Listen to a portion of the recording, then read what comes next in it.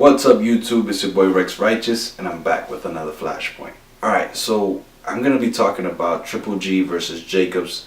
I'm going to be trying to break this down as best as possible. I hope you guys like it. The fight is this weekend, March 18th. Here we go. Also, Roman Gonzalez fighting on the undercard. So the first things I want to say is thank you for watching, thank you for tuning in. I appreciate you guys and I just want to let you guys know that I really look forward to this fight. Triple G is definitely going to face one of his hardest and strongest opponents. I really believe that if he is off a little bit, he could really screw this up. But I do feel like he is the favorite. Of course, we all do know he is the favorite, but if it comes to chances, I give it 65 to 35 for Jacobs. For Triple G. Jacobs does have a chance. He has more than a puncher's chance. To me, it all has to do with precision. It has to do with footwork and placing your shots at the right time in the right place. So I know that I said precision, but what I mean is that, you know, when it comes to when everything gets hot and heavy, you still have a little chance. You still have opportunities, like he did, like Brook did versus Triple G with that uppercut. That was a beautiful shot, man. Like I said, like I've told you guys before, I am no expert, but I've been watching it for years, and I know when someone has holes in their defense. And I'm telling you, everybody has holes, everybody has weaknesses, and I really feel like Triple G needs to do what he does when he did it to Lemieux. I'm pretty sure he's probably going to display something different. That's probably why he wants to fight the best. And that's how people usually fight when they're really good. Now, we might see a different thing, like I said, but I really feel like if Triple G brings it, Jacobs is going to go with him. And they're going to go back and forth. And I really feel like Triple G is not going to be taking as much punches as he did with Brook. But it's up to Jacobs to attack. He has to attack. He has to be on his front foot, going forward and letting his hands go. If he doesn't let his hands go, Triple G will not respect him. It's not going to be about power for Jacobs. I really feel like the only way you can beat Triple G is with speed. Even though Triple G is a smaller middleweight and he's 5'10", his hands are very, very strong. He's built to knock you out. The way he positions himself, the way he cuts off the ring, the way he attacks, and the way he looks at you while he's attacking. He's actually measuring you as he's attacking. I've been watching a couple fights. I just wanted to bring out some more meaning to the way Triple G fights, because I never get to do it as much as I'm doing it now with these video forms. So I just wanted to say that Jacobs has a real big chance, but I feel like he needs to fight a little bit different. Don't try to tie up Triple G too much, because I really feel like you can get knocked out on the inside. You might get scrambled up. You might get mixed up with the footwork, and I think Triple G will eat you alive when it comes to that. But if you keep the distance and you can keep the fight going for a long time and use your speed and attack, have bursts in those attacks, and don't just like throw jabs out there and not do any and not have anything behind that. Always have something behind that, and if you train for it, then you'll be ready for 12 rounds and you'll be able to do it as much as possible, and maybe something will come out of it. But sometimes when you train too much to change up your fighting style, it might not work. Now, he still has the same trainer, but at the same time he's also using Virgil Hunter on this side.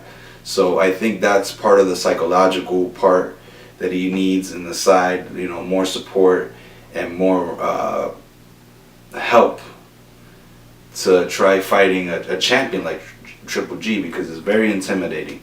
And as I said, I've been watching a lot of videos online, I've been watching a lot of interviews, and Jacobs has been saying that he's terrified. He's not scared, but he's terrified of what could happen. Also because of the magnitude of the fight. It's going to be in Madison Square Garden, it's going to be in his backyard. Triple G is basically saying, I'm the champion, I'm the one that's going to bring it tonight. So, you know, I really feel like it's going to be a really big fight. I hope you guys get to watch it. On the Triple G side, I feel like he should just do what he always does. Just try not to get caught with any more of those crazy shots. I know that when it came to fighting Kell Brook, it was a little bit more difficult because he was stuck in traffic. He didn't want to go to the press conference. He wanted to do it as quick as possible. And he also wanted to get him out of there right away. He wanted to get the fight over with. He wanted to knock him out. And he even said it at the end of the fight. If you check on the HBO boxing, he said it at the end of the fight that his performance was like a 3 or 4.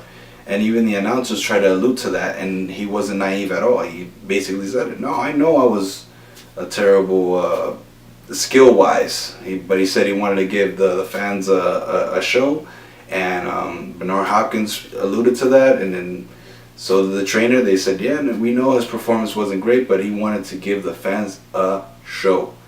This one is going to be different. He is a boxer. He is a pro boxer that's been fighting for a long time. Over 300 amateur fights. Jacobs has a great amateur pedigree as well, and I do feel like it's going to be an explosive fight. But I see that Triple G knows enough to take advantage of this fight. Now, that doesn't mean that he's going to win, but I feel like he has enough skills and enough experience to take it there. So my bet is that if I was to bet on a knockout, for sure this fight is going to be there. There's going to be a knockout for sure. It's not going to go 12. Everybody knows that, especially with Triple G, especially with Canelo, especially with Anthony Joshua. You can already see it coming from a mile away. But I gotta say, man, I like watching Triple G a lot, and the one thing I want to point out to you guys is this: Triple G takes away your power hand. So I feel like with Triple G's jab, that's how he takes away your power hand. Whether you're right-handed or left-handed, he takes it away by getting inside your defense and using his jab as a power punch. And both punches are very strong. He comes in like this, which is power.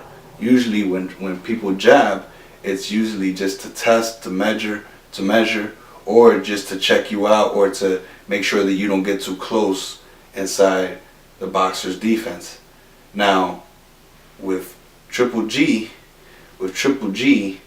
what happens is he forces you to understand his power. It's like more of a pushing jab, but he's also knows exactly where you at. He has so much experience that when he jabs, he usually connects on it and he hits you pretty hard. So he goes in, boom, hits you really hard, and expects for you to try to retaliate after he jabs you. If you don't retaliate, he's going to keep hitting you, and he's going to wait for you to try to counter him. But while you're trying to counter him, he's going to counter you just as fast, and he's going to hit you just as hard. And that's how he hits you. He hits you with his legs. And that's when he comes in with those crazy hooks and those crazy power jabs. They come right after that hook. Because after he hits you with a hook, he jabs, and then hooks, body punches all day, and he just keeps following you. The guy, Danny Garcia, if he learned how to cut the ring off like that, he would be amazing. And if he had a jab, he would be a complete game. And I'm not hating on Danny Garcia's game because I like him a lot, but I feel like in order for you to get a counterpuncher like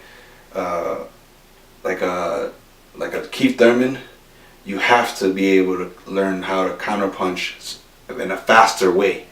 So that's the reason why I think Triple G can knock out Jacobs, because as soon as he gets into your defense, you learn very fast that he's going to be stronger than you. That's number one, is that his power is like none other. He hits like a heavyweight. And then number two, he's elite. You're not going to find that in every gym. You can't spar with that. You can't find that everywhere. And that's the problem with that, is that, you know, you're not going to be used to that. So he's going to try to get inside your defense and just mess you up. And usually when you get into survival mode, what happens is that you go back to your old training and you forget all the crap that you've been learning and trying to figure out for this person, and then it goes out the window and then you just start swinging. But that's not what we want if you're a Jacobs fan. If you're a Jacobs fan, what you want is for him to use speed all day. use speed as much as possible, like how Brook did. If you can double up your punches, triple up, quadruple up your punches, then you can have some serious chances against Triple G. And if you can do that at least for half a round, every round, and just hang out, do what you got to do to fight after you double up and triple up, you'll start to get a hang of it, and then you'll start to get really good at doing that. So that's what you want if you're a Jacobs fan, if you're in Jacobs' corner and you really want to see him win. That's my take on it, and I'll say it again, don't use power. Don't go for too much power. After you do your combinations and you land one and then you finish up with a good power shot, or in between those combos, use your power and then back off. Don't try to go fire for fire. So that's my take on the breakdown. I'm gonna follow up with some more news, which is the Errol Spence and Kell Brook news. So more on the Kell Brook and Errol Spence update. What's been going on with that is that there was a Twitter shout out by Kell Brook. I don't know if you guys checked it out. It says, glad to have VADA testing alongside UK anti-doping for my next fight. Errol Spence Jr. Sign the forms. Let's get started. So if you don't know about this, there's been a lot of take on who does what when it comes to VADA testing. Some boxers aren't on VADA testing. Some use USADA, which is a little bit easier. And some people just use the regular government sanctioned style of testing. So, Kell Brook, guys like Kell Brook, Timothy Bradley, Manny Pacquiao, if I'm not mistaken, Jesse Vargas. There's a bunch of guys that all use VADA testing. Some people aren't using it, and sometimes it's frowned upon. So that's kind of the issues. There's been some conspiracies, or maybe I should say some stories, that the Kell Brook and Errol Spence fight is not official yet. Well, Eddie Hearn just came out on YouTube and was on IFL TV, and he says, and shout out to those guys, and he says that that the fight is official. They're just trying to get a date, and they're trying to get the VADA thing worked out. So, there's a lot of people out there trying to say that it's not going on, but, Eddie Hearn is I believe he is the key promoter in this fight. I believe he is the front promoter in this fight, and he's the one that's saying that it's going to be official. So the whole thing is that it's going to happen. Please look forward to it. Let's see what happens. And people are saying that there might be a switch bait where that fight doesn't happen, and Amir Khan is the one that gets swapped out for Errol Spence, and they bring in Amir Khan versus Kell Brook. Now, Eddie Hearn was talking, like I said in the interview, and he says that it's very hard to make a fight versus Amir Khan. He says he's a fantastic fighter, he's a great fighter, but if he was to fight Kell Brook and if he was to lose, his career will probably be over. Now, if he fought Manny Pacquiao and then fought Kell Brook, that's a whole different story. But, it all depends on how things happen. Eddie Hearn said that it is possible that he could fight Amir Khan, but they're really looking forward to fighting Errol Spence. They said that if the fight doesn't happen, that Kell will be stripped of this title. Errol Spence will probably get a little spanking from Uncle Al or something. I don't know. But you guys got to figure it out for me, because I really don't understand this. Why is it that these people are going back and forth? Is it really the testing? Or is it really about the title? Is Errol Spence not wanting to do the testing? Or is it Kell Brook that's just, trying to make it difficult? What's happening? What's going on here? So, in my opinion, my take is that Eddie Hearn is taking his time and doing things how he normally does. Because as we know, on the boxers list that he has, there are some fighters that are not on VADA testing. Kell Brook is one of them. So I would think that he would know how to set up a fight with someone that doesn't take VADA testing. But since Kell Brook does take VADA testing, then he has to do it that way. So it's either you take VADA testing, you do it that way, or you don't fight. And that's it. So, we got to see what's going on, man, because like I said, Eddie Hearn already said if the fight doesn't happen, Kell Brook is being stripped, and we don't want that. We want the fight to go on. You know, I don't want to make any predictions right now, but at the same time, I do want to see the fight. So that's it. That's all I have to say. Thank you for tuning in. This is another Flashpoint. I want you guys to keep tuning in, like, comment, share, and please keep the discussion going, man. Let's keep boxing alive. Peace.